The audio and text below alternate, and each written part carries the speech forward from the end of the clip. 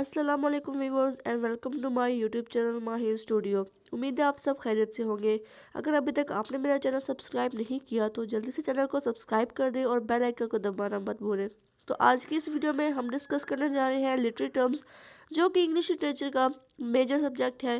तो चलिए स्टार्ट करते हैं। फर्स्ट ऑफ ऑल हम पढ़ने जा रहे हैं एंटीथेसिस।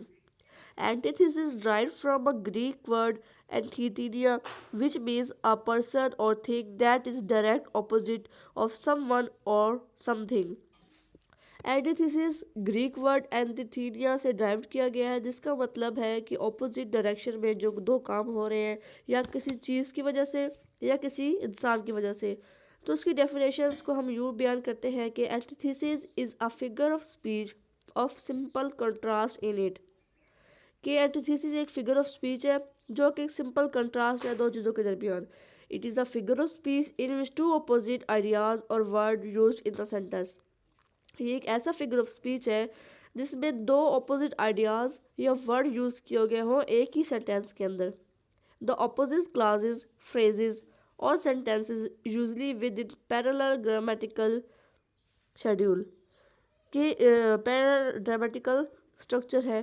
तो एक ऐसा स्पीच है, फिगर ऑफ स्पीच है जिसमें क्लासेस और फ्रेजेस हो वो डिफरेंस हो और उनको पैरेलल ग्रामेटिकल स्ट्रक्चर में बयान किया गया हो।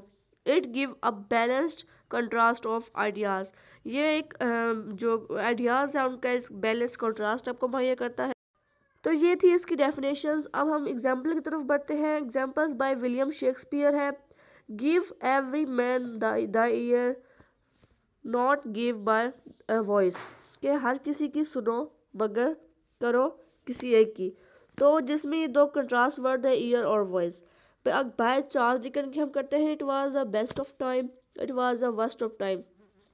अब दो चीज़ें बेस्ट ऑफ टाइम और वर्स्ट ऑफ टाइम इकट्ठा नहीं आ सकता, तो ये भी एंटीथेसिस की एग्जाम्पल है। United we stand, divided we fall. अब यूनाइटेड क्या है, ये मुत्तहिद है, और डिवाइडेड क्या है, ये बिखरे हुए। तो ये भी क्या है, एक सेंटेंस के अंदर दो वर्ड्स यूज हो रहे हैं जो कि डिफरेंस है। वार इज एंटीथेसिस ऑफ पीस। अब वार क्या है, जंग के बारे में है, और पीस अमन के बारे में। तो जो वार है वो एंटीथेसिस है पीस के। By Alexander Pope, to err is human to forgive divine. अब इसमें टू अर और फॉरगिव ये क्या है, ऑपोजिट है एक सेंटेंस के अंदर। तो ये भी एंटीथेसिस की एग्जांपल होगी। नेक्स्ट हम पढ़ने जा रहे हैं onomatopoeia. Onomatopoeia is a figure of speech in which words are used by mimic or sound.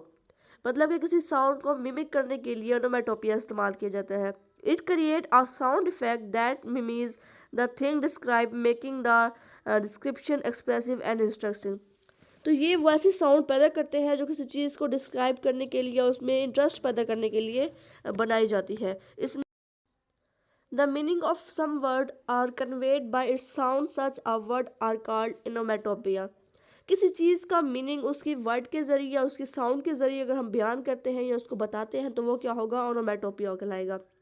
इसकी एग्जांपल में है the gushing stream flows in the forest. अब जो गशिंग है स्ट्रीम की आवाज़ को बयान करती है।